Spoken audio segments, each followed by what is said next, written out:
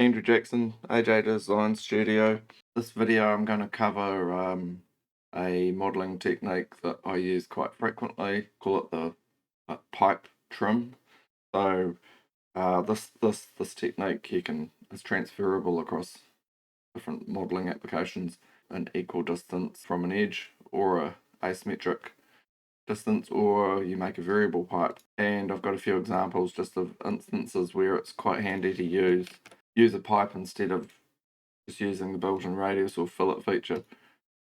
So in this model you can see what's happening here is these three faces vary in angle from this top face, which means the actual radius size, the closer this becomes to tangent, the smaller the actual resultant fillet is. So you get this kind of wandering thing going on. So if you want to make that consistent, then that's where something like the pipe trim trick comes in. So in essence, you go insert surface sweep and then pick circular profile, which means you basically pick the center line or the path, use selection manager. I'll pick these edges, go OK, and then you pick your diameter and you have a pipe. Okay, and then you trim, use the trim tool, which is the pipe, keep the selections, hide the pipe, and we can add a blend in here. I'm just going to show one thing though, which it can be an issue. See how we've got multiple edges here? Oh, that's an edge, so this edge is actually split. That is because our pipe has splits in it here, of course, which makes sense because that's the section of centerline edge that we used. So to get around that and have a consistent solid edge along there, I'm going to leave this pipe here. I'm going to create another pipe. We get rid of this trim. Hide that pipe. I'm going to insert 3D sketch. Right click on this edge. Go select tangency. Convert entities. And then select all those entities and we'll turn them into a single spline using spline tools. Split spline. And now we have a single spline fitted through those entities that are converted.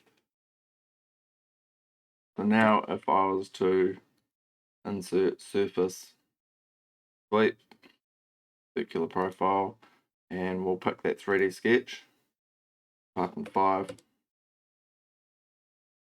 We don't have any breaks along that pipe. So if I was to trim with that pipe,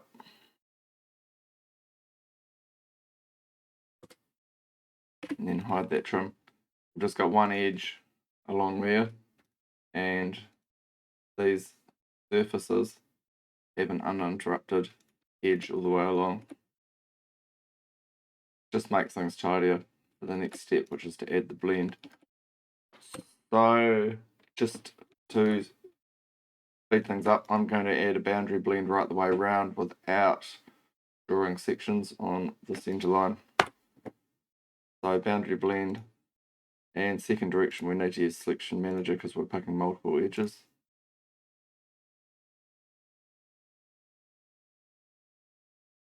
And we make them curvature to face. And a little bit flat in the middle there, so just increase the tangent length.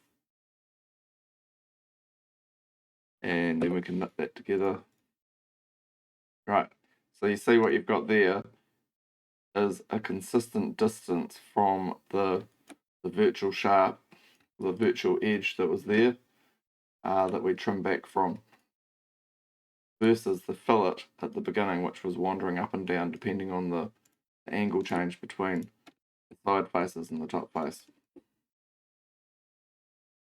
So there's some other things you can do with this. Oh, actually, let's just click on the old zebras.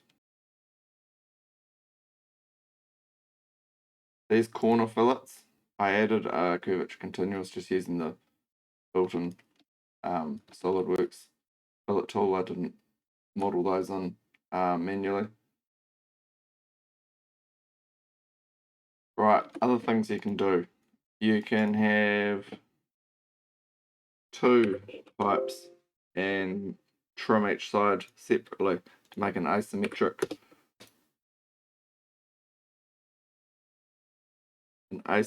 fillet.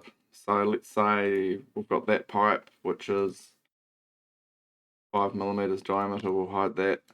We'll reshow our 3D sketch and then insert another pipe, insert surface sweep, circular profile, and maybe make that 8. Just going to make sure if this pipe is trimming the top surface that we don't self-intersect or get too sharp here in the corners. Okay, and then we'll maybe we have to do this via split lines because with 2 trims, because I've knitted this into one body, I can't use the 2 pipes to trim. So we'll go insert, curve split line, intersection, right click on the pipe and then go select other. We'll select that pipe body rather than clicking it and you get face. It's more robust if you select the whole body. And then I think we'll trim the sides. Oh no, let's do the top. Okay, so that's split the top. And then with our first pipe, which is diameter of 5, we'll split the sides. Split curve, intersection, right click, select other, surface body, and then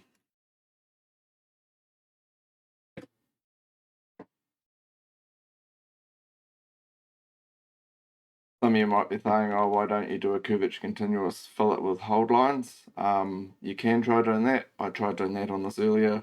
Hold lines can be quite fussy. It didn't work on this particular form, but it's definitely something to try as well. Okay, now I'm going to insert face, delete, and just straight out delete. Delete those faces, and again, boundary blend.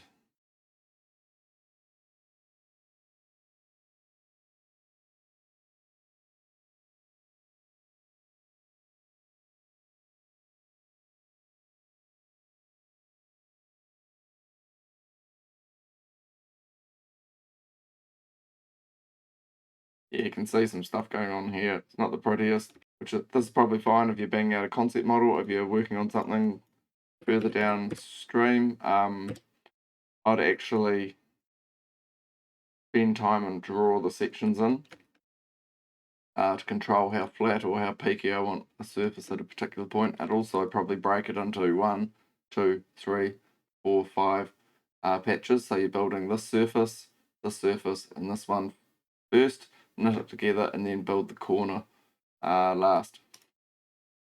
But I'm not going to do that now because I'm aware that people can get a bit bored watching someone do something like that. Okay, so that's a variable, not a variable, sorry, that's an offset, asymmetric.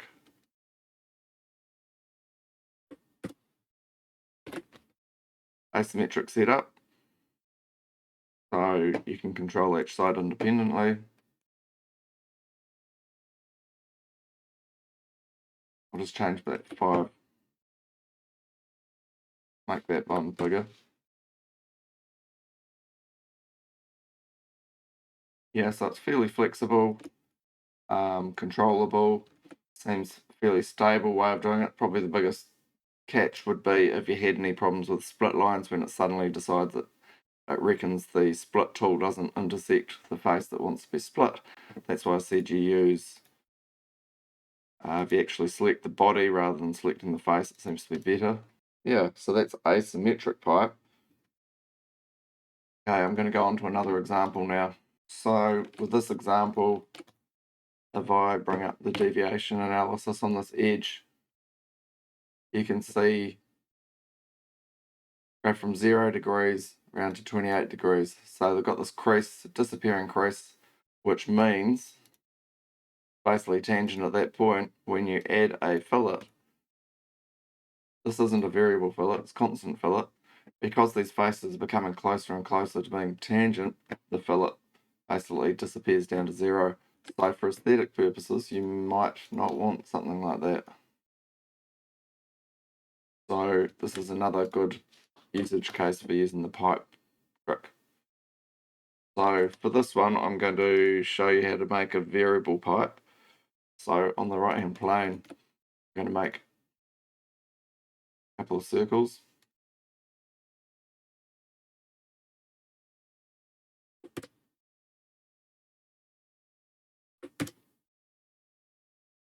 And make them different dimensions. And then insert surface, loft. And because these circles are both in the same sketch, we have to use selection manager, pick them individually, separate entities. And then we'll pick center line. Center line will be the edge. And we can trim using that variable pipe. And again, much like before, boundary blend.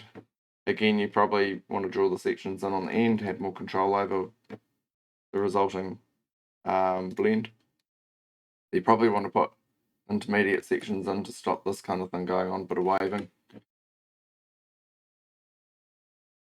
Okay, so there's a variable blend using a pipe, and you can go into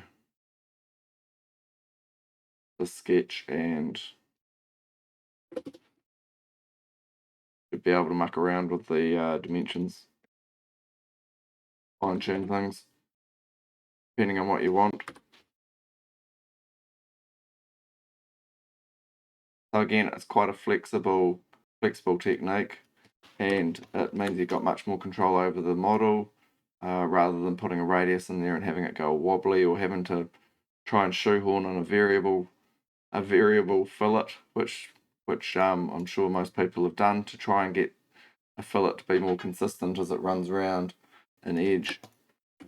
Okay, that's it for now. I hope that was useful. So that's the pipe trim trick, and again, you can use this across various modelling applications. I first started using this in wildfire 15 years ago or whatever, and it works just pretty much the same as it does here in Solidworks. Thanks for watching. Andrew Jackson, AJ Design Studio. Have a good day. See ya.